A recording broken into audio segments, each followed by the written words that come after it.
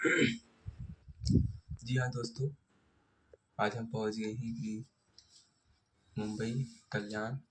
और दिखाते हैं हमारे यहाँ पर कैसे चार में सब लोग रहते हैं। देख लीजिए आप लोग,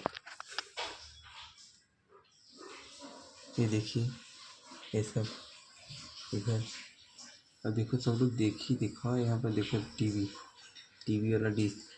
देखो ये लोग जब सब लोग डिश लगा लिए हैं, तो ऐसे जो सबका बड़ा घर है, बिल्डिंग, ये सब देखो क्यों नहीं बना सकते हैं। ये लोग देखो, अरे बाप रे, शायद एसी लगा है क्या? बाप रे, चलो तरक्की करेंगे, कोई ना। इधर देखो, इधर बिल्डिंग है, हम भी बिल्डिंग में खड़े हैं। चलिए ठीक है, हम लोग से नेक्स्ट ब्लॉग मिलते हैं।